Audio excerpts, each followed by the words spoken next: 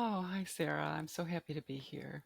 It's great to have you. And everyone, Michelle is a repeat guest here on Sacred Remembering. I looked back and you were on the podcast in 2020. It was like one of the earlier episodes. It was called Diamonds in the Wow. Darkness. Right. Oh, yeah, that's still a big part of my work. Yep. Yeah. So thank you for reaching out to me again about your new body of work called Money on the Mother. Today, we're going to talk about that and what that means and the mother wound and how our relationship with our mother impacts our money. And we're just going to go from there. So, Yeah. yeah, I really look forward to this conversation. I'm going to read your bio for everyone. Michelle Atlas, PCC, is part business owner, shadow detective, spiritual guide, and soul prosperity midwife. She empowers deep, creative women to reclaim their self trust so that they can create change that they did not think was possible in their relationship to money, business, and themselves. While Michelle holds certifications in multiple coaching and healing modalities, it's her personal experiences converting darkness to beauty over and over in the school of life that give her coaching a unique depth and wisdom. She is knee deep in writing her first book for women entrepreneurs called Your Sovereign Nature. As an international coach and speaker, she has helped hundreds of women across 11 countries release long held traumas and grow abundant businesses and lives that feed their creative soul and pay them generously by sharing the truth of who they are. And Michelle can be found at michelleatlas.com. So, all right, let's dive in. Welcome. Yeah. Welcome. Great. Thank you. Thank you. Thank you. Do you want to start by orienting us to this thing called the mother wound and maybe specifically how that impacts females and women entrepreneurs? Yeah. Oh, sure. Absolutely. So I had always, I myself had a very challenging relationship with my own mother and have spent a lot of my adult life understanding that and healing that. And then, many years ago, I became a money empowerment coach. That's one of the cornerstones to my business. And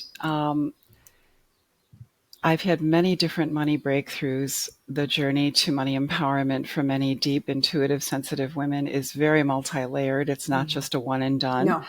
And yeah, unfortunately, right? We only wish, right? Oh, had my breakthrough. Now there's no issue Yeah, anymore. especially if you're like a complex soul, especially if you're here for something Right. different, that it's not going to be like a one and Yes. done. Yeah. Exactly, exactly. Yes. And I know you're a complex soul. I am, and we both probably work. I know that all my clients are the same, and you probably work with women of that cut of that cloth as Yeah. well. And right. And so as I continued to have my breakthroughs, grow my business, which has evolved beautifully over a period of quite a few years, I really began to understand that one of the key missing links in the money empowerment journey is the capacity to receive. Yes.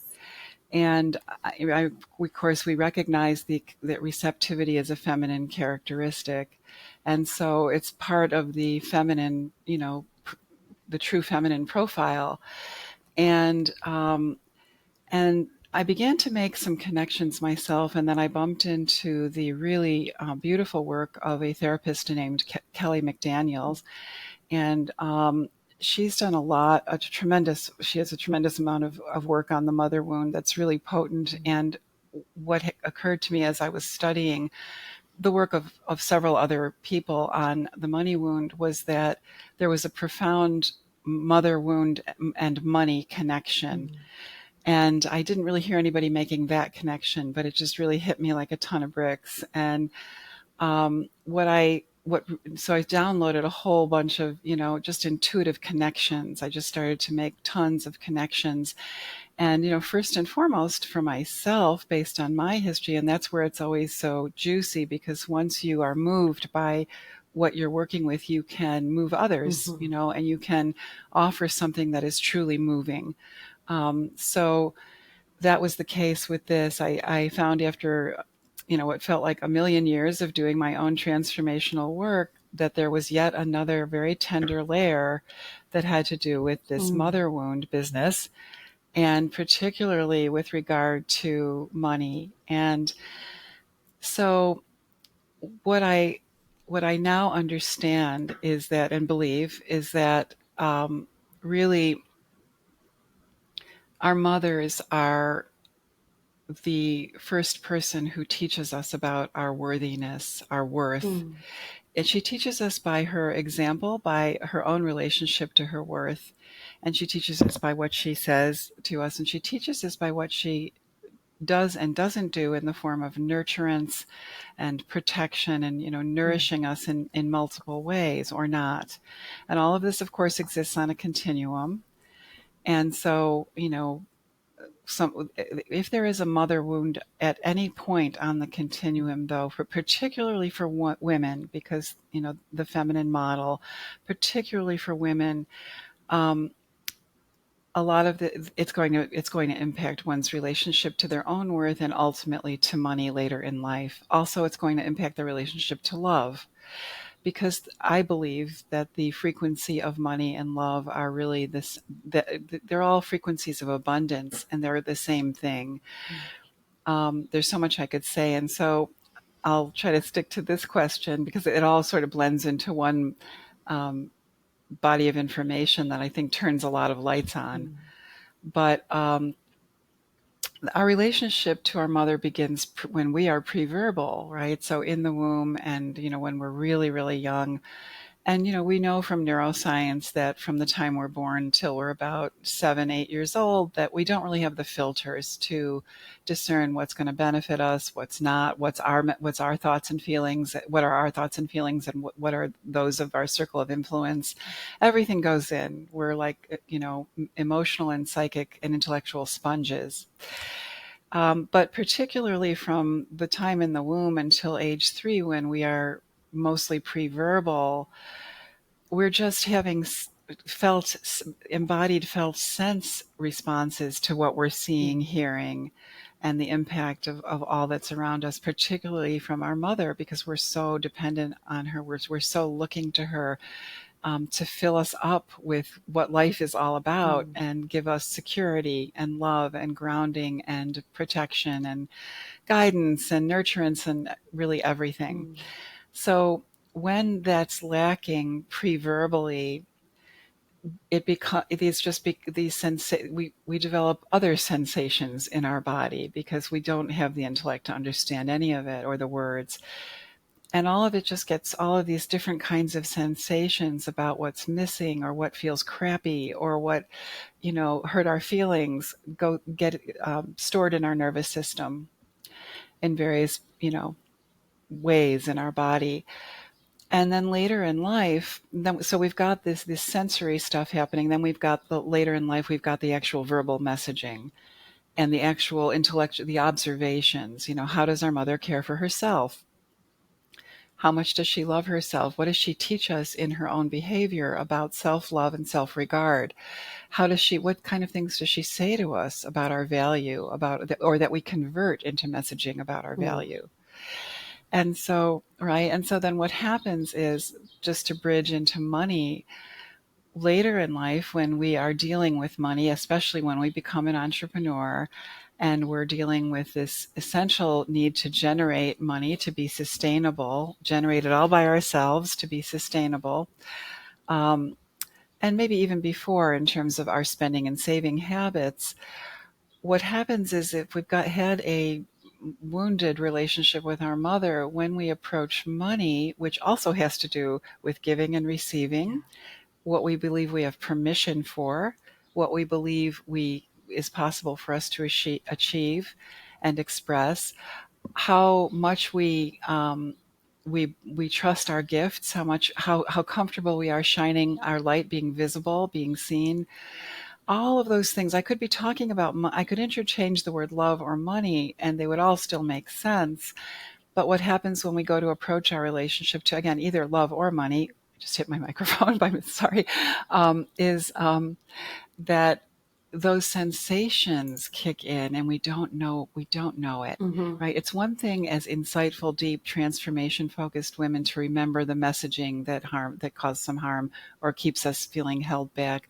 It's a whole other layer to not be noticing that when we go to like invest in something that is really expensive but expansive and stretches us out of our comfort zone, we start to have all kinds of uncomfortable forms of dis-ease, uncomfortable embodied sensations, and we act from those places. We might, overspend or underspend or buy the wrong things, or, the minute money comes into our possession, we find a million ways to get rid of it.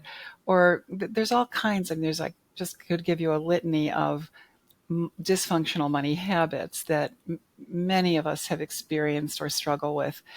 So that's just I know that was a lot, but that's just sort of a foundational, um, you know, sharing on how this all Yeah. works, right? So there's a lot to get in touch with and understand and slow down if we want to create lasting change Yeah. and not just a Band-Aid. Yeah. No band-aids. And the band-aids don't work anyway, so we've got to go deeper. Not at all. No, So no. thank you for opening this up. And I am having this like, okay, Michelle and I could talk all day.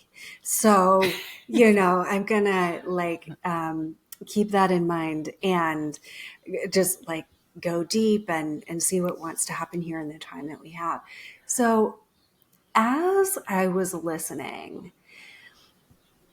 when you were presencing that receptivity is such a feminine thing, such a feminine trait, like we are just so, it's so many ways we are meant to receive. And actually, Right. on the episode before this one with Coco Sienna Ray, we were talking about how mother is the original provider. Like, biologically, right? The child comes into the world, and now I'm generalizing here, right? But taken to mother's body and literally fed through the body of mother. And then, our attachment, like that's where this begins, whether or not we are secure, whether or not we are provided for, whether or not we are loved, right? It comes Right. from the mother as the first Right. imprint in those early years of life, like that 0 to 3, as you were talking about. And one thing that I have found fascinating in my walk with remembering the feminine and healing feminine and masculine, I even have a little program called Masculine Feminine Money, so I'm fascinated by all of Right. these dynamics as well. But one thing that you hear over and over again in the like feminine teaching space is about feminine receptivity in relation to masculine, as though Right. that's the original imprint. And I think, I'm just going to say, I think we're massively Oh, confused there, right? Because, well, there's all these, I could talk about this for a long time, but there are a lot of kind of overlays in the old paradigm, I'll call it, or a patriarchal society where men were given access to resources, like economic resources first and foremost, right? Like before women. So I think we have this collective association of masculine being provider or even original provider. But that's skewed. And I know that I spent years, my personal journey, the bulk of my like feminine masculine and healing this was healing the father wound and all of the distortions around right. giving and receiving and how they were manipulated from the father. So Right. anyway, I presence all that to say, in my opinion, and I'll probably go deeper with this in my body of work, but there's this distortion that I see where we're oriented to masculine, that we're supposed to receive from masculine. And this is a message that's really being like populated to women. And I think what you're talking Okay. about is no, like the mother is this original source of provision, and where we, know very early on whether or not our core needs are actually being met. And it's important for Yes. women to remember that. Mm-hmm. Mm-hmm. Yeah. Yes. Yes, because we interpret um, whether or not they're being met, and that this is exactly where the mother wound really sits, is like when they are not met, the infant and the child and the young girl interprets that as I don't deserve to have them met. Yeah. And what the research shows, in fact, the work of Kelly McDaniel shows that she's calling it mother hunger, her work, Oh, which is incredible yeah. because there's a hunger that does not become satiated. And so what happens is we end up with a sort of gaping sense of of sadness. Mm. Sometimes it actually shows up as like an undercurrent of grief flowing through one's life and experiences and relationships. It's an Hmm. emptiness. It's where something really was supposed to fill Mm. you up and it didn't. Yeah. And when we're little, it's like we are very reliant upon our mothers for fulfillment, like you said, from the most basic, being fed, literally being fed. And then, everything else, we're just really dependent. And so she has a tremendous amount of power. She has Yeah. an enormous amount of power. And yeah, and so um,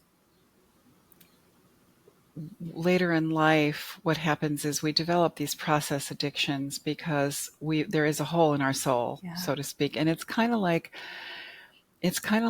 we hear the term the wound that never heals, Mm. and this kind of a wound that never heals can be a blessing and a curse, sort of. The blessing is that it keeps us in a very open, sort of always transforming, tender, undefended place because, we're allowing ourselves to be impacted by that wound and we're trying to do something beautiful with it. Mm. That's kind of where my diamonds in the darkness Yeah. work kicks in. I always say pain is the portal. Mm. And if we're not feeling these losses, if we're not feeling these wounds, we stand no chance of healing them or Yeah. transforming them. So, but this work can make so much, this mother wound work, I think, can help one make so much sense of so many difficulties that they may be experiencing without, trying everything under the sun to heal and Right. correct, but yet continuing to default. Process addictions are things like over shopping, overeating, um, carrying a lot extra weight, even when it's not a metabolic issue, Hmm. spending, everything that comes in, so you keep yourself in a state of scarcity. Hmm. It could even be like over talking or, having, like, boundaryless sex or, Hmm. these are all possibilities that they're all ways where that we get that sensation, that yucky, empty. It could be emptiness, it could be sadness, it could be boredom, it could be just a disease, and we want it to stop. And all those things make it stop, at least for the moment. Yeah. Just in the moment. Like, go get a snack you don't really need. Go, eat another candy bar. Go, Yeah. I know we all have our things, and or go buy something new again, Right. buy Like a another thing. consumption So you thing. get Yeah. these instant highs, right? Yeah. And for a moment you feel really warm and fuzzy and they do the trick. But the next hour, the next day, you're going to want to do it again. Yeah. Yeah. And yeah, and it's like, because we end up in this, like, seeking, sort of Mm. desperately seeking Mm. mode. And then again, this is the wound so the work that I've created and that I'm now doing and loving so Mm. much is, all about, the premise really is all about how can we become that for ourselves, which which others could not or would not, or Mm-hmm. really can never, even Mm-hmm. a great partner, even a great best Mm-hmm. friend, how can we, right? We can't, they're not going to, we don't want to be expecting them to take the place of Right. the mother we didn't Yeah. have, right? And that's what happens. And I mean, all of that happened to me earlier in life. I recognized as I learned about all this that I was doing all of those things, causing all sorts of difficulties for myself and in my relationships, until I Mm-hmm. understood how to really presence myself at a level that, and understand that when that pain arises, I have a way of, I can meet Mm-hmm. myself Mm-hmm. now at a level that really gives me more, in a sense, there's nothing like our own love. It's so Mm. true. So true. And it can be, in my experience, I mean, it's such a kind of brutal and beautiful at like the cracking open that has happened Mm-hmm. on my journey with what you're speaking about is like Mm. to actually crack open and actually love yourself. And Right. then all of life is just so life changing. Um, Yes. Yes. I wanted to go back and present a couple of things just for listeners and having Oh, sure. resources. So, Kelly McDaniels, I don't know, but that term mother hunger is so brilliant, right? Because the mother is supposed to be the source of the original nourishment um, and then leaves that hunger when it's not there. And maybe you even had a mother who was present, but not truly nourishing, truly loving, right? And this is a Right. very systemic occurrence throughout our society because of the, like depreciation of the feminine and what the feminine capacity actually is, et cetera.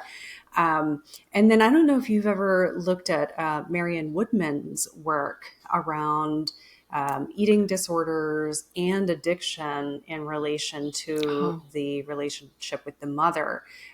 So, one title that comes up Oh. is The Owl is the Baker's Daughter, I think is one of the titles, Addicted to Perfection.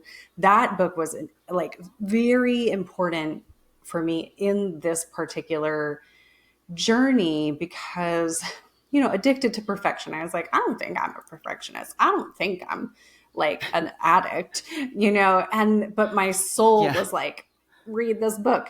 And and that book Right. was about like what happens when the mother wound is like when that mother nourishment is absent. And it's a very powerful book. So Marion Woodman's work in this area is also like she has, since she's passed in the last 5 years, I Right. I believe, knew that. Yeah. but she had a big career with this work. So, and now this has landed in your body of work, which is so exciting. So tell us a little bit more about, so I know that you're running this live program now on Money and the Mother. Tell us a little Yeah. bit more about like adult women, entrepreneurs, like what are we experiencing as this money mother wounding that we might not even realize is that, right? Yeah. And Yeah. Yeah. then what are Excellent some of the question. things that you are like kind of road mapping, like building this map for women, Right. up and out of this? Yeah. Yeah. Mm-hmm. Yeah. Yeah. No, fantastic question. So I made a lot of different connections as I, contemplated and meditated on this Mm-hmm. and journeyed with my own journey with it. And what I've been helping others understand and really believe is that so, we are both, I assume, you two, a highly sensitive, deep, intuitive, Mm-hmm. creative woman, and I am too. I'm that type, if we want Mm-hmm. to put ourselves in a Sure. category. And then, right. And so, right. And we tend to attract those, women like Mm. ourselves to work with. If we work with, I work with women, and I'd say almost all my clients, maybe not all, but almost Mm-hmm. everyone falls into that Mm-hmm. category. And the way I put this mother wound issue together with that is that what happens is we grow up we who are, again, sort of, I'll say mystical, meaning we just have access to a multidimensional experience of Mm-hmm. life, right? It's not we're sitting, not that we're sitting on a mountaintop meditating all the Mm-hmm. time, but we kind of come in with this sort of deep sensitivity and sort of attunement to many levels of existence. Mm-hmm. And usually, even with a loving ish mother, um, we might still not be gotten, like you were saying, Mm. in our families. Now, if you didn't have a loving or loving-ish mother like myself, you really weren't gotten, Right. and you not only weren't gotten, but you were really grossly Yeah. misunderstood, criticized, diminished, all kinds of awful Mm-hmm. things, and so that it have a profound impact on self-worth and an accurate sense of your right to exist, really, and be who you really Yeah. are. But for those even on the continuum where they had, an okay family life, a pretty functional, loving family life, they were probably the highly sensitive might have been, or the creative might have been the one that was different, right? Felt a little different. And so there's a sense among people like us of always kind of being a little bit on the outside of what's going on in family systems and in other systems and other Yeah. groups and in life in general. It's like we just grow up with this sense of being different, even if we felt loved. And so Mm. with that differentness, especially if it was not deeply, held and honored, is we convert that into a little bit of we carry an extra burden of self-doubt. Mm. So even though we're super attuned and intuitive and brilliant usually and super creative and amazing and gifted, Mm-hmm. we also carry this extra burden. With all that good stuff, we carry this extra load of self-doubt that maybe people that maybe aren't as sensitive or even as creative just don't seem to have Mm-hmm. that level, because we've just grown up in this paradigm that we're different and we don't know what to do with it. No one, neither does anybody else. And so we just, it makes us, it feeds into this, am I really worthy? Am I really okay? Is all this, my particular gifts, do they really make sense? Are they real? What do I do with them? Will anybody ever Mm-hmm. understand? There's a whole litany of narrative that just sort of comes up for a lot of people. And then we grow into adulthood and we become entrepreneurs with all Mm-hmm. that, and usually in the, lurking in the shadows. And it just kicks in like gangbusters. So we go to try to generate money. Because we don't, no one said, you are great just like you are, and you can earn beautiful money with those gifts, Yeah. with who you are, just the way you are, following that inner guidance, Mm. sharing your gifts. We were never told that. Most of us were never told that. So when we become an entrepreneur, all we've got is the old-fashioned patriarchal paradigm, the toxic version. I am definitely, and I think like you, Sarah, I'm not at all a bad masculine, good feminine kind Yeah. of practitioner No. at all. We all have both, and we need both. And there's the high functioning masculine and the high functioning feminine, and the really dysfunctional Mm-hmm. masculine and dysfunctional feminine. And so but all we've had for decades is this patriarchal paradigm, like this is how you do business, Mm-hmm. right? And it's more of a type A, left brain, or strategically focused, um, doing task focused kind of approach. And that is oil and water with the deep, sensitive, Yeah. creative, gifted woman. So we try it, Mm. we're like, we're conscientious and we're really hardworking, and we try it and we grind ourselves right into the Yeah. ground. And it still doesn't make the money that we, Right. even though Mm. we're mastering one learning curve after another, it's still not bringing in great money, because there's we're not aligned with who we actually are. And so our frequency is kind of messed up, because we are one thing, but we're trying to do another thing, and we're not in integrity with ourselves. And so nobody else can, our signal isn't Mm. strong. And so no one really sees us quite right, because it's like, we're not really fully doing us. Mm. But when that happens, we tend to say to ourselves, oh God, I knew it. I'm not cut out for this. Like I'm not a good business person. I can't do it. I knew it. This just isn't me. I need to go, either get a job or, go do something creative that makes no money or whatever it is. And we collapse into that old, we don't realize it. It's into this, it's not into our truth, it's into our old self-doubt that we've been carrying for a very long Mm. time. And so my experience of the, what I call the, and this is what I'm writing about, one of the things I'm writing about in my book, is my experience of the entrepreneurial adventure, as I like to call it, because it's such an adventure, is that Shoot. Yes. right, is that it's not for the faint of heart. No, It's quite the adventure. It will really it will help.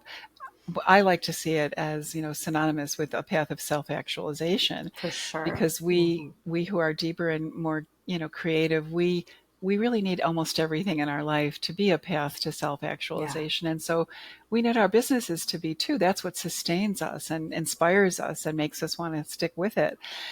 And so we misunderstand our own, I'll say, failures, or the sort of missteps that lead us feeling like we're not good at this or can't do it.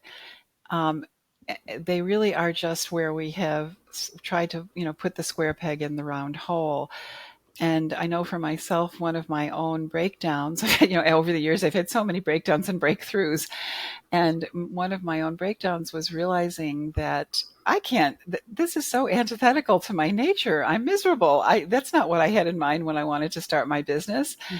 And I realized that back then, this was quite a few years ago, I kind of said to myself, I don't know if I can make money being who I really am, but Mm. I know that I can't make it not being who I am. So I'm going to just be who I am and see what happens. And Yeah. it got better and better Yeah. and better. More money flowed over time, and more inspiration, creativity. I'm get pioneering more of my own unique medicine. All goodness happened. My income doubled over a period of years, and so this is what I now Yeah. offer. This is what I teach, is that it's the opposite of what but we first have to recognize that um, we have to stop this narrative of like, oh, I can't make money as a creative, intuitive, really, more feminine woman. That's a story, and that's a story we've developed through feeling different, not knowing what to do with all that, because we didn't have the nurturance for the right things at the right Mm. time. But again, that's where we come into the picture now, giving that to ourselves and knowing that becomes an excuse, and we don't need to use that excuse Yeah. anymore. I'd like to share a story that I just remembered as you were talking and talking about that path. Yeah. So I have not had a relationship with either of my parents for uh, probably since 2018, when I began to name truths about dysfunctional family patterns, including childhood abuse and like really dangerous things, right? And then as I discovered more and more and named that more and more, I knew that I would lose my family as I did that. So that has been a big part of just my path Mm. of, stepping into the truth of who you are. I knew that as I did that, I would lose what family I did have, even though it was so dysfunctional. And a few years ago, I guess like a little over 2 years ago, I was in a situation where I needed a co-signer for something. And I had a friend who was like, I'll totally be your co-signer. And this was a part of my soul's path, right? Because as I stepped into the truth of who I was, I lost that financial security of like parents, right? That like would help you Right. or Right. anything like that. And so that's been a big part of my journey. And so it was like, are you big enough to do this on your own? Was a question that was kind of always in my Mm. subconscious. Mm. So my friend said, I'll totally co-sign this for you. And I was like, it's got to be my mother. Like my soul just knew that it had to be my Wow. mother. And oh my God, sometimes my soul is freaking too much, because that lesson, like, it was hard. It was so hard for a long time. As long as we were in that contract together, it was very hard. But it brought all of this up to the surface that I didn't even know I needed to deal with. But my soul knew that this was unresolved, right? So the story that I'm actually trying to get to is that my mother asked me this question, like, what is it that you even do? Right? Because I used to be, for anybody who doesn't know, I used to work in education, which was also her line of work before she retired. And I was a school principal. So I had climbed the ladders of Wow. that career path and become high achieving. And I was always type A and all of that, right? Also a trauma response in some regard. um, so it was very like, it was a judged thing when I left that career path in order to do this, right? And so here I was, like 5 years into this journey, and I actually still had a difficult time articulating for anyone what I did. And the truth is and was that the impact when I worked with people was absolutely life changing. But I Right. couldn't really own that. Like, I would stumble over the elevator pitch literally 5 years in and totally All diminish right. myself and all of that. So my mother asks me in an email, what is it that you even do? And I wrote this response and I was like watching myself do it. And in that email, I articulated all of my magic. I put it out there and I laid it out Wow. there more than I have ever even admitted to my own self to date, to that point. And I hit send and I was like, well, that's something psychological because I just articulated it better than I ever had for myself or anyone else. And I was clearly looking for her approval, like very clearly. And of course, she couldn't understand any of it. She couldn't validate it. She couldn't, you know, she has no idea the depth of the places that I go in my work with people. But it was still like this part of me that was like, Right. this, do you see it yet? Like, can you, am I worthy yet? It was like, good Lord. And that was only Wow. the beginning of the journey that she and I had to Oh, I get take, it. Yeah. Oh my God. I so get it. It's so painful. It's really so painful. I really understand because those, the reverberations of being so grossly unseen and Yeah. ununderstood or misunderstood, you know, really kind of, they don't go away. We just learn how to have the, different boundaries so that we're not constantly trying to tell our truth to someone who will never get Right. it, or and that we can be there for ourselves in that deep place, that that really, that deep place of cultivated self-love Yeah. and self-knowing. I know it's a very these again are, these are core wounds. They're very, very influential. Extremely. Yeah.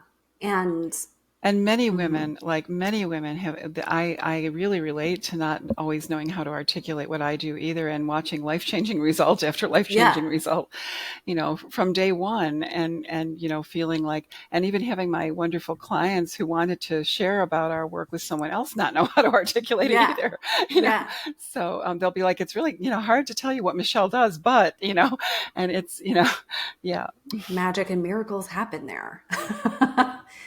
big time, Yeah. big time, Right. yes, Which is just, it's landing, in this moment to say, like, that is also our yeah, embodiment of this mother archetype, this feminine archetype, right, that we are literally bringing back through us and through these feminine ways of knowing and feminine ways of working. yes. And yeah, like becoming that. I call it the holy daughter archetype, right? So the biological I love parents that. can't always show you how wonderful and worthy you are. And, it's this Right. returning to the eternal mother, the eternal father, which Right. I'll just name for anyone listening, like my journey with that, it was incredibly painful. And up until that time 2 years ago, was it just 2 years ago? Yeah, a little bit over two. Like when my mother came back into my life because through this invitation for us to, I don't know what happened with her, right? Because our relationship didn't resolve like it, but this was coming up for me, like to move through. Um, Right. where was I going with that? I think I just lost it. You were saying it was really, really painful. Oh yeah, no wonder I lost where I was going with that. Right. Right. Exactly. Exactly. It was so painful. Right. Well, Right. yeah, I think that this is where I was going. So, in the first years of entrepreneurship, and again, I knew my father wound, right? Because it was so evident. It was so, Hmm. um, he was the one that seemed to always control the money. And she made a lot of money, but he, I think, controlled it all. And then he also groomed me to need him financially. Like, so we would be in Mm. these cycles of like, oh, I know, like I was groomed to fail and then need him and fail and then need Oh, him. wow. Lots and lots of money, like rich, rich money story in my journey. And so I was Wow. so focused on that and like healing the masculine wounding and also like I was a fighter. I had been such a fighter my whole life in like within that dynamic. And then to get out of that dynamic, I was really fighting. And then when this piece with the mother wounding came up, and it probably also coincided with, like I'm in my 40s, my child is a teenager. We were definitely, in the teen years very, very fully. We still are. But that's a whole portal in and of itself. And Hmm. the traversing then the mother piece, because my mother and I never had a close relationship, I I didn't feel much about that. Like it was kind of this like neutral absence. I never felt like she and I had a big soul history together. I didn't understand her. It was like, why did I come through this woman? Like, I don't feel it. But going through that portion then in the last 2 years it was the deep alchemy that made me so much softer and so much more loving. And I talk a lot about like making compost, like all of that fodder, all of those things that happen in our lives, like allowing it to become this rich soil through which like Right. our true work, our true like offerings can really come forward and deepening into that access of like literally earth, mother, matter, right? To like be resourced from those layers and levels. But yeah, a true return, I would say, and deepening into nurturance and receptivity. And just this week, Michelle, like yesterday, I'm in a deep Kundalini yoga practice, like most every morning. And, um, the guidance was like, this left side of my body, which is the feminine side of my body, it is continually unraveling. I mean, just really, Mm. these micro kind of unravelings in the energetic and somatic and the instructions were like, open your Mm. hand to Oh, I receive. love it. And so I was laying there and I was like feeling myself outstretch, to like this visceral experience Wow. of like being ready to receive more, like in a Yes. good way, without this manipulation, like all of these manipulated ways that we learn to behave so that we receive. My God, Yes, that's been a big that's part of right. my journey, right? Like, how do I have to be? How do I have to behave? How do I have to act? Even like as an entrepreneur, right? So when we have these woundings, it's like, well, how do I have to be so that people like me and want to pay Right. me and Right. Right. and that's like Right. all this Oh, I so get wounding. it. Yeah. So, Right. yeah. Right. Right. Oh, I love what you're saying. I love it. It speaks to so many things that so many people experience. I really understand all that. I think that one of the things that happens when it's so beautiful too to hear about the softening and this kind Mm-hmm. of like sort of releasing the fight, because it's really this receptivity, really the word that always comes up for me is allowance. Mm-hmm. Right. So it's the opposite of making it happen. It's allowing it to happen. It's allowing it to Mm. come in. Um, and really the open palm, like you described, what a beautiful embodied, spontaneous embodied disposition, Yeah. because it's about really, it's that's, open, surrendered, leaning back, not lurching forward and grasping. Right. And we have to, I see so many people I meet so many people that have, I just, through my own experiences of all kinds of trial and error, I have really come to completely trust that there is always enough money. There really Mm-hmm. is always a ton of money available, but the doors have to be open. Mm. It's like I see people. It's like it could be here, and you're over here going, I can't. Where there's no money, and Mm. money's just going. Just open the door, Mm. and I think it, because when you're the other piece that really lands for me is when you when you're willing to be courageous enough to dive into those wounded, painful, tender places, um, part of what happens is you begin to really become more moved by your own journey and by the work that you're drawn to doing. Mm-hmm. And if you're moved, others will be moved. I think I said something like that at the Mm. beginning of our Mm. conversation, and so you don't really have to go after things, and you don't really have to bend and sway and concoct ways of getting your needs met.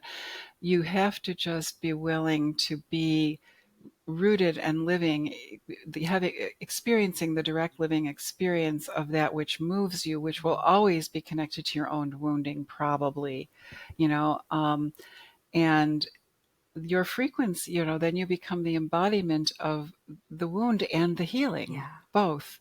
You're being authentic enough to embody the wound. You're not masking it, band-aiding it, covering it up, coming up with all kinds of contrived jargon to, sell something. Mm-hmm. You're and yet but you're also offering the lived experience of healing, the Mm-hmm. lived experience of transformation. And there's nothing more compelling. I think that we have to be willing to be that. One of the characteristics of the divine feminine is brutal self-honesty. Mm. And we have to be willing to be that brutally self-honest about, where, where are those a lot, live wires inside of me, and what do I really feel inspired to offer now? I've created a million things that I don't feel like offering Mm. anymore, and I know that they won't sell. If I, Mm. they were great, they helped a lot Mm. of people. They're not alive for me Mm. anymore. And I know they won't be, if they're not alive for me, they're probably not going to be alive for anybody else. Yeah. Or at least I won't be able to sell them in such an alive Yeah. way. So I've given myself permission to be in my own aliveness in whatever Mm. I do, and then watch the magic of how that ripples into the experiences of other women. Mm-hmm. Um, And like that's the map for entrepreneurship. That's, mhm. and that it's such That's a right. new That's exactly right. game. Like it is such a new and different game that, Yes.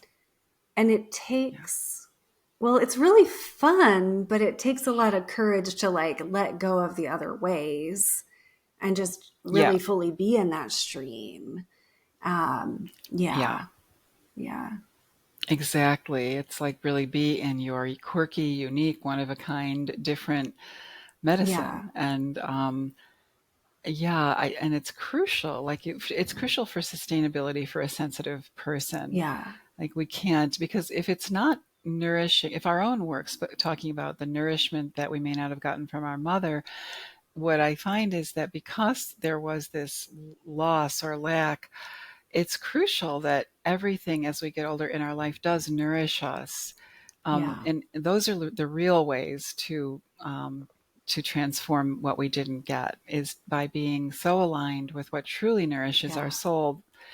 And because I came to believe years ago that there isn't really any neutral ground, and that various people or experiences are either nourishing and giving, like Mm. life giving for us, or they're depleting, Mm. they're taking from us. I don't know that there's anything that's just sort of Mm. statically in the middle.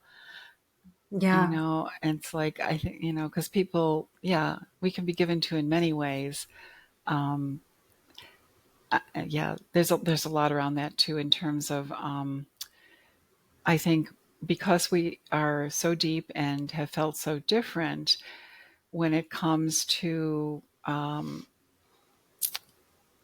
love relationships, and again maybe even clients, we may have a distorted idea about who's right for us. Hmm. And because we associate people who are different sometimes with those who didn't understand us, who didn't get us, or who could never really be, good for us, because they're not just like us, like the other people that didn't really get us and weren't like Mm. us.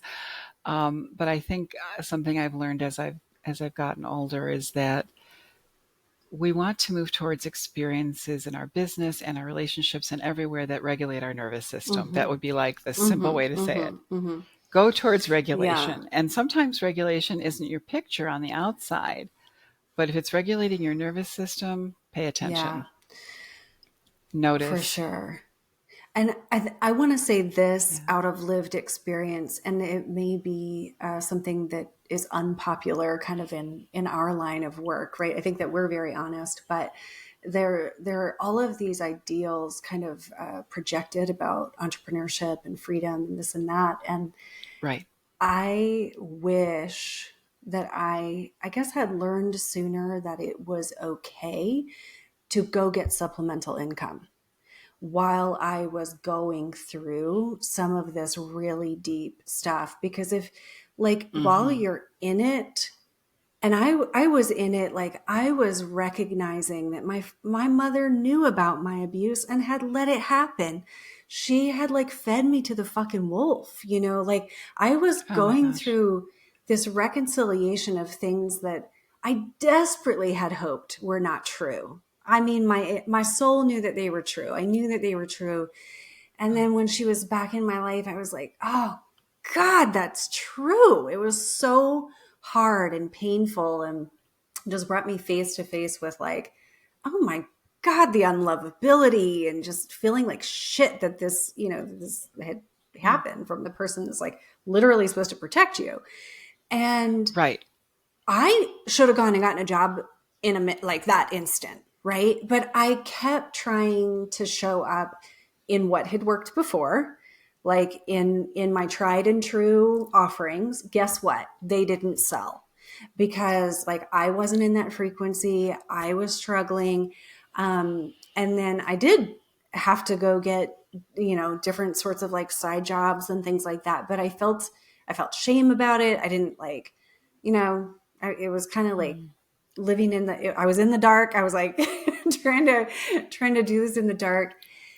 But the other thing that Right. just came up, and so now I'm like, there's a lot that's happening that's healthier. And I recognize that I'm still in process, like on the other side of this. Like I'm like, the Yeah. the Oh seed that's yeah. like sprouting. Like I'm like, oh, I'm sprouting again. Um, Right. and offerings are changing, relationships are changing. I woke up in March and I loved the Sacred Remembering community. I had this live community for 4 years related to this Mm. work. And in March, I just had this like a wake up call that it was no longer aligned.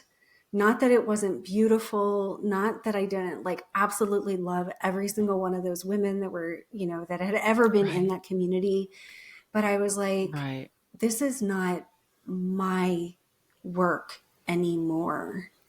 And, Mm.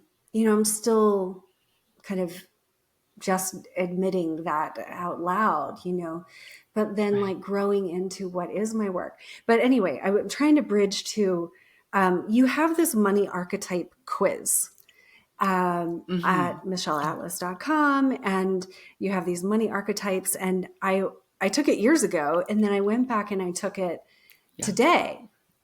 And Mm-hmm. I was shocked that I got Maverick, like, which is like money risk taker kind of. And Right. then I was like, Yeah. really? Um, okay. And I recognized that like throughout the years, and even like to do this in the first place is a big risk. But one Right. of the things that you said was like, find some stabilization so that the risks aren't like so huge. And that's interesting Right. because Right. Right. I went and got a real estate license. So after working like these odd jobs, Wow. I went, and so now I'm like 3-4 months into working with a good friend in her brokerage here in Asheville, North Carolina, as a real estate agent, and working with like home and land. Like our the firm is literally called Love, Land, and Home, right? So like all of the Oh, wow. foundation, What a beautiful name. yeah, it's so aligned because of like the land work that I do, and just like the connection to home. So I'm like, oh, my Maverick made that like strategic decision, to lay Right. more stability under me and my son. I think, and I'm Yeah. really excited because I feel like, oh, like there's going to be more risk taking. There's going to be more like, what am I going to offer, in the future, as I grow Right. and become like more alive again. So Mhm. yeah. So anyway, thank you for your quiz, Oh, and it sounds great. No, yeah, congratulations. No, it sounds, yeah. no, how cool. Congratulations. That's great. Thanks. I Yeah. mean, yeah, I those love that. Yeah. those transactions are just, like you have a really good launch in this line of work, and like I've had a $30,000 launch and a $45,000 launch, and those are great. That hasn't happened in a few years because I haven't been carrying the same sort of online presence and the same effort to make that happen. Mm-hmm. Mm-hmm. And Mm-hmm. so, yeah, like these real estate transactions are super Right. helpful to just lay that foundational work, or maybe that's even what I perceive, so that the like my person this work can come more alive again. But it's like the both and just Right. gives me a little bit more like Right. creativity and yeah, willing to take risks. Right. I love that. I love that. I think it's very mavericky also. I love that for you. It's very maverickish. And I'm looking down here at your archetypes because I have Oh, your results and right in front of me here. Yeah. And one thing that I'm seeing is, and I feel it coming from you, but maybe it's like catching up where, um, so I mean, a maverick in the real estate business is a wonderful match. It's a good aligned match, I think. Um, I think that going right down to your shadowy stuff, that where we always have these parts we disown that are also portals to money flow that are really important. And I see that there's still something, but I see the real estate path as being something that could help with this. Is that there's still the issue of becoming even more visible, like literally mm, more, shining even brighter and mhm, becoming, literally seen and heard by more people mhm. as a portal to money flow for you. Yeah. And also the other thing I see, the two other things I see are then when it does come in, paying attention to your money. Like money loves attention. Mm, So, finding some kind of a system that you would like that's fun for. It took me, my archetypes are such that I had to create some kind of system myself that I loved to track my money and keep my hand on the pulse of my, like really pay attention to my money. mm, I had that kind of profile where I was looking the other way, mm, and you have a bit of that here too. And so money loves attention, mm, money loves clarity. mm. And so it's going to be really important for you to find some way that you like to, look at your numbers and know what they are and, allocate things in a way that's good for you, probably weekly, Yeah. as opposed to walking through life with like a sense of what you have. You want to know exactly Yeah. what's going Yeah. on. Usually it's like a Sunday morning money church, and I could be Hmm. more consistent at it, but yeah. Right. Mm-hmm. Right. So that's definitely a little bit of an edge there. And that combined with your Maverick could be a very good, because Maverick is usually good at making money. So if you get more Huh. generating more, you're going to want to then pay attention to it's going to Yeah. want Right. attention. But it gets to be your way. I never did well with these one size fits all, my way or the highway approaches that a lot of money empowerment teachers Yeah. seem to, it really isn't a one size fits all. So I would start things, use somebody's proven method, and it wouldn't be, and No. I'd do great for a while, but it Right. wasn't sustainable because it wasn't mine. Right. Wasn't like my way of doing things, but I do have a way now, and I never thought it would happen, but now it's fun for me. Mm-hmm. And that's how it needs to Yeah. be. Um, but then you've also got this other so this combination of more visibility, shining a bit brighter, and also more fun. We Mm, who are mm. very, courageous and fearless in the transformational domain sometimes don't have as much fun, Yeah. and we don't know how to have as much fun or be fun. And so, life gets very Yeah. serious. And I'm totally was in that boat as well, where we're so amazing at doing the hard stuff, but we're not always so amazing at just doing the light Yeah. stuff, and so there's a call here for you too. And these are all portals to money flow, not just like, oh, it would be a good idea or fun, but something about the lighthearted kind of, maybe even, I know that, you've been working with the balance of, enoughness in terms of resources, but maybe even something where you spend on a little more fun or a little Mm, more like, it doesn't always have to be just the most practical thing in the mm, world for it to be okay for you to mm, mm, spend a little mm-hmm. money, is what it looks to me like here. Yeah. Just to bring again more sort of joie de vivre, Mm, like, ooh, mm-hmm. Mm-hmm. into your Mm-hmm. frequency and your Yeah. experience. Thank you. Yeah. Oh, sure. I'm like, while we're sharing about my shadow, I'll share somewhat vulnerably, Yeah. because there's a part of me that does not want to say this on my own podcast for sure. I'll just name that.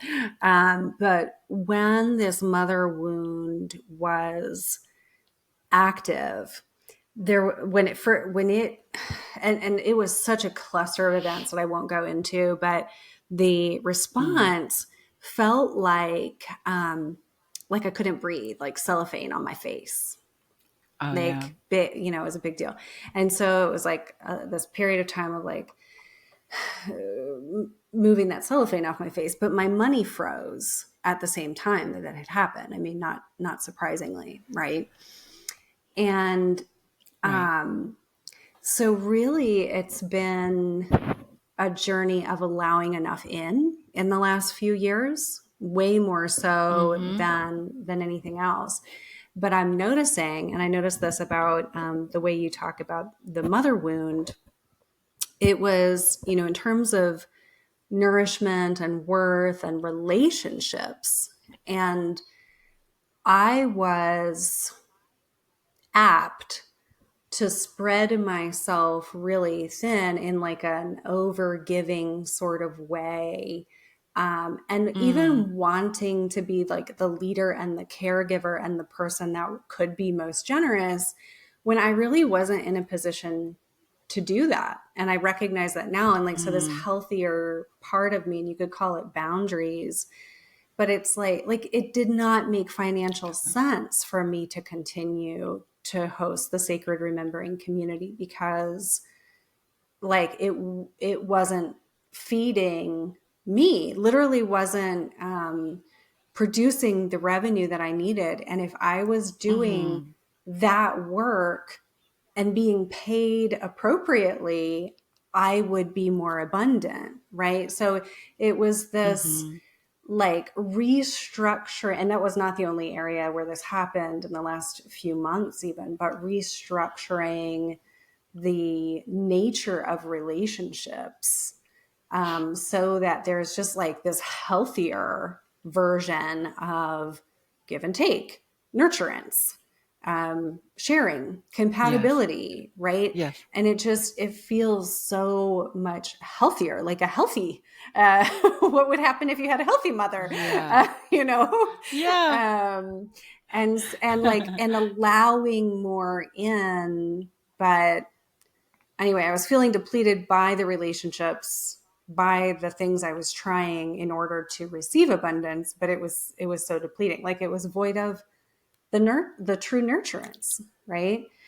Um, Yes. so that I'm in that Makes so much sense. reconfiguration for sure. Mm-hmm. Yeah. Mm-hmm. That's beautiful. I think that, once we really, the body learns quickly. And Mm. so once we are on to what we've been doing that no longer works, you really can feel when something's medicine, when something Yeah. is really healing for you and working. And I think that, again, it's like, that's kind of where I was saying about the nervous system, because um, really those things that register as feeling, like they're feeding you, Yeah. and like you said, and really, calming and giving you peace, they're priceless. Mm. And that's, again, when we didn't have a nurturing mother, a protective mother, we couldn't co-regulate with safety. The Right. baby needs safety like nothing else, and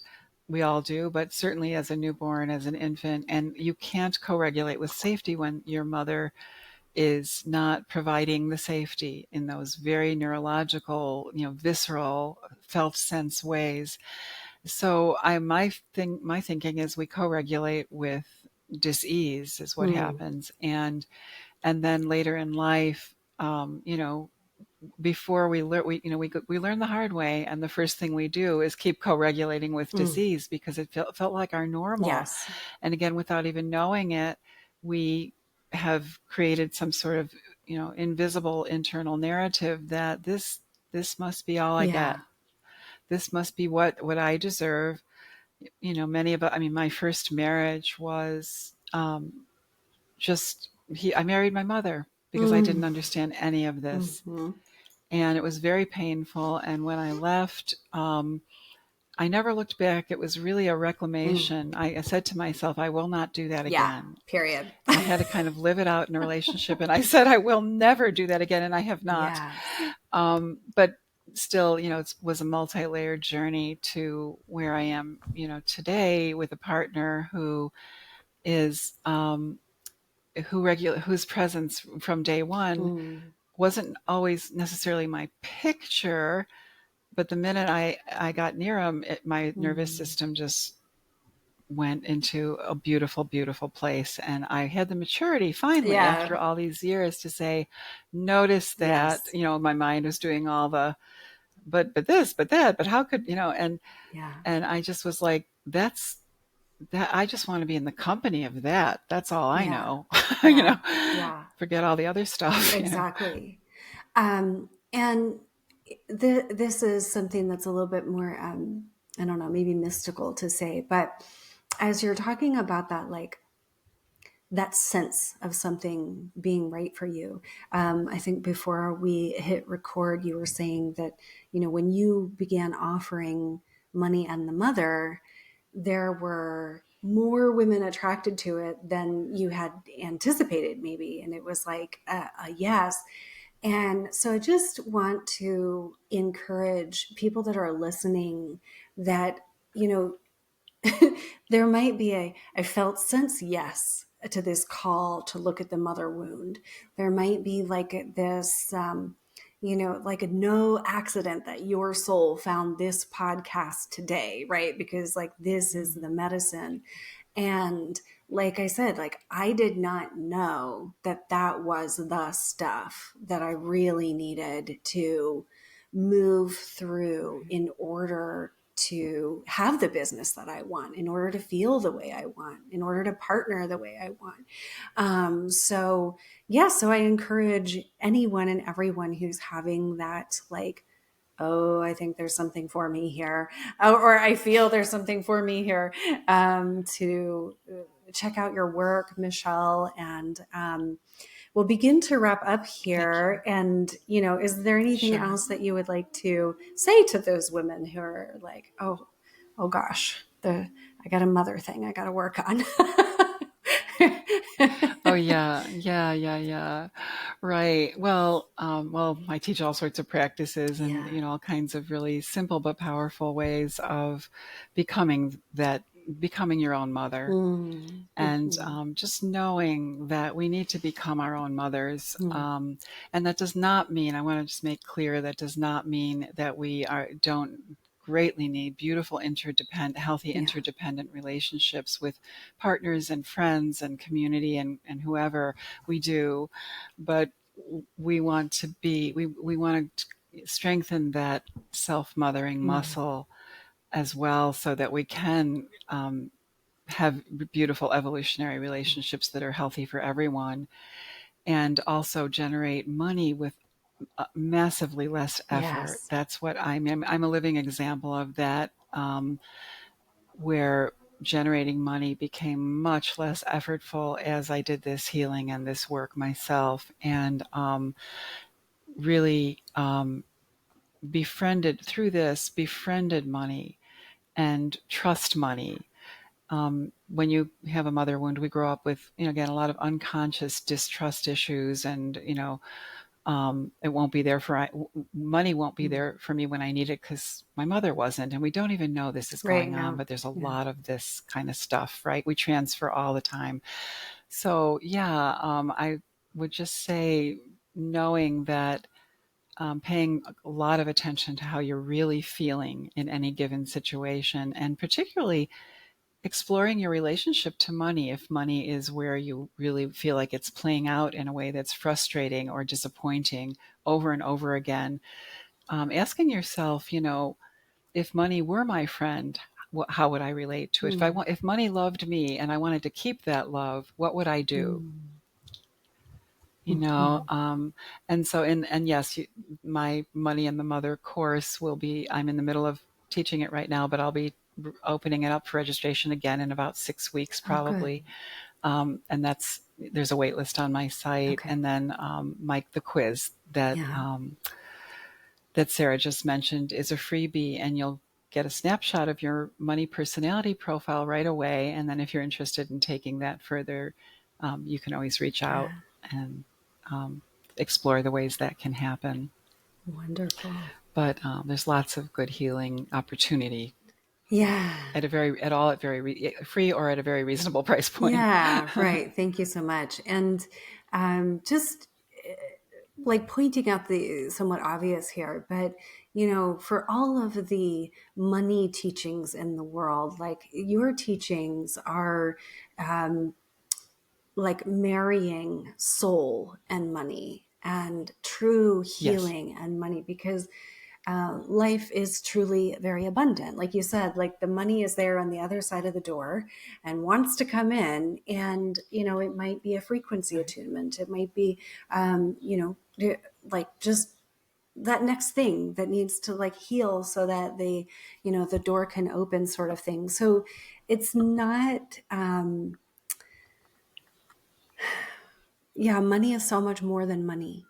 your money, your money Yes. stuff is Oh, just so much yes. more than actual money.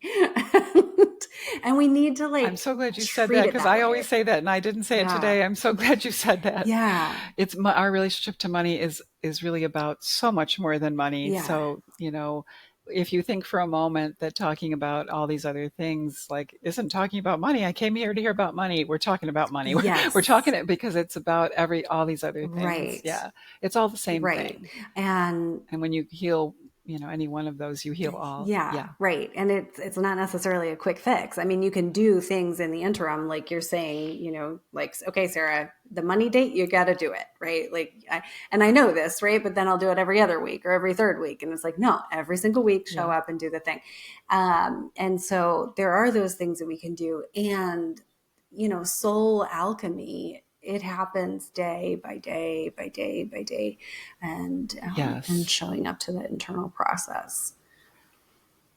Yeah, I agree 100%. It does. And really noticing where the disparities are, where we deeper types have these concepts about, money not being spiritual or money not being important or Mm, mattering. And, again, remembering that if it were a relationship with a beloved person, they would never be interested in you if you were saying those things to them, you know.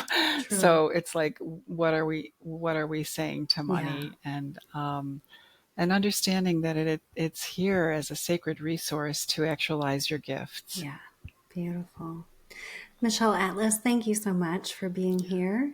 You're so welcome. Oh my gosh. Yeah. And sending just so much love to all of the listeners and all the women on their own money journey. And please go check out michelleatlas.com and engage. Thank you very, very much. Thank you.